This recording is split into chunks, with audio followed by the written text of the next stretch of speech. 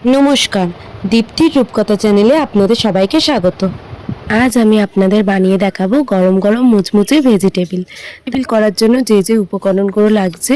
প্রথমেই নিয়েছি 3টে গাজর, একটা বিট আর 5টা আলু। আলুগুলোকে আমি সিদ্ধ বসিয়ে দিয়েছি আর গাজর আর বিটকে আমি এইভাবে গ্রেট করে নিয়েছি। তারপর একটা বাটিতে ভালোভাবে মিশিয়ে নিচ্ছি। আলুটাকে আমি 80% মতো বয়েলড করে নিয়ে তুলে নেব। তারপর ওভেনে কড়াই চাপিয়ে দেব সরষের তেল। প্রথমেই আমি এর মধ্যে বাদামগুলি দিয়ে ভালোভাবে ভেজে নেব।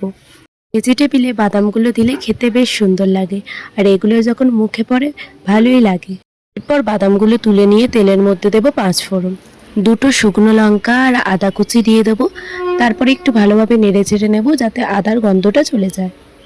আর আরও এরকম নিত্য নতুন খাবারের ভিডিও দেখতে চাইলে আমার চ্যানেলটাকে সাবস্ক্রাইব করে রেখো আর একটি লাইক করে দিতে ভুলো না কিন্তু। এবার ফিরি রান্নায়। এর মধ্যে আমি দিয়ে দিলাম সামান্য পরিমাণে হলুদ। এবারে গ্রেট করে রাখা বিট গাজরটা এর মধ্যে দিয়ে দেবো। এটা ভালোভাবে মিক্স করতে হবে যাতে বিট গাজরটা সেদ্ধ হয়ে যায়। এরপরে এর মধ্যে আমি সামান্য পরিমাণে লবণ দিয়ে এটাকে 5 মিনিটের জন্য ঢাকা দিয়ে রেখে দেবো যাতে এর ভেতর থেকে জলটা ঝরে গিয়ে ভালোভাবে সিদ্ধ হয়ে যায়। এরপরে ঢাকনা খুলে নিয়ে এর মধ্যে গ্রেট করে আলুগুলো আমি দিয়ে দেবো। এরপর বিট গাজরটার সঙ্গে আলুটাকে ভালোভাবে মিক্স করে নিতে হবে। দেখো আমি এখানে ভালোভাবে মিক্স করে নিচ্ছি আলুটাকে। এবারে এর মধ্যে কয়েকটা প্রয়োজনীয় মশলা দেব, যেমন জিরে গুঁড়ো, ধনে গুঁড়ো, গোলমরিচ গুঁড়ো আর দেবো সামান্য ভাজা মশলার গুঁড়ো। এবারে মশলাগুলোর সাথে ভালোভাবে মিক্স করে নেব। এটাকে একটু ভালোভাবে মিক্স করতে হবে যাতে ভেজিটেবিলের জন্য একটু শক্ত শক্ত মতো হয়ে যায়, নাহলে এটা ভেজিটেবিল করার সময় ভেঙে যেতে পারে। এরপর টেস্ট ব্যালেন্স করার জন্য আমি সামান্য পরিমাণে চিনি দিলাম আর দিয়ে দেবো ধনে পাতা। এরপর ভেজে রাখা বাদামগুলো দিয়ে দেবো এর মধ্যে। দেখো পুরটা এখানে একটু নরম লাগছে, তাই জন্য আমি এর মধ্যে একটু ব্রেড ক্রাম্বস দিয়ে নেবো যাতে একটু শক্ত টাইপের হয়ে যায় এবং ভেজিটেবিলটা করতে যাতে সুবিধা হয়। ব্রেড ক্রাম্বসটা ভালোভাবে মিশিয়ে নেওয়ার পর এটাকে নামিয়ে ঠান্ডা হতে দেবো খানিকক্ষণের জন্য। ঠান্ডা হয়ে যাওয়ার পর পুরগুলোকে আমি ভেজিটেবিল যেমন লম্বা লম্বা হয় সেইভাবে করে নিচ্ছি। দেখো এখানে কিন্তু একটুও হাতে আটকে যাচ্ছে না, ঠিক শক্ত শক্ত মতোই হয়েছে। আর এইগুলোকে আমি ঠিক মিডিয়াম সাইজেরই শেপ দিচ্ছি। আপনারা চাইলে চ্যাপটা গোল যে কোনো আকারের করতে পারেন বা এর থেকে ছোট বড় ধরনেরও লম্বা লম্বা করে নিতে পারেন।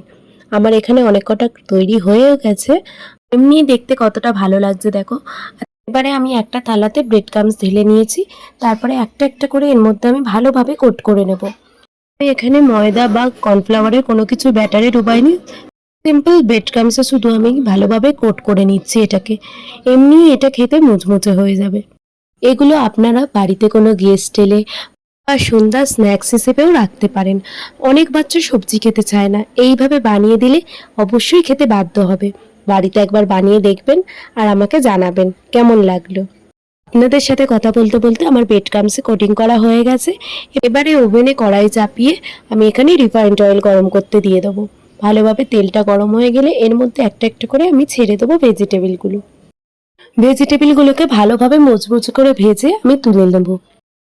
আর এগুলো জানেন তো খুব চটজলদি তৈরিও হয়ে যায়। এগুলো আমার ভালোভাবে ভেজে নেওয়া হয়ে গেছে। এবার আমি অন্য পাত্রে এগুলোকে তুলে রেখে দেব। আরও কয়েকটা আমি একইভাবে ভেজে নিলাম। আর কার দেখে জিভে জল আসছে অবশ্যই জানাবেন। এরকম মজাদার রেসিপি দেখতে চাইলে অবশ্যই পাশে থাকতে হবে কিন্তু। একটা প্লেটে ভেজিটেবিলগুলোকে সার্ভ করে নিচ্ছি। ভেজিটেবিলগুলোর ওপর আর সামান্য আমি বিট নুন ছড়িয়ে দিলাম আর দেবো স্যালাড, সস আর কাসুন্দি। দারুণ খেতে হয়েছিল আর হয়েছিল খুবই মুচমুচে। বাড়ির সবাই খেয়ে বলেছে খুবই ভালো হয়েছে। আজকের মতো এইটুকুই, দেখা হবে পরের অন্য কোনো ভিডিওতে।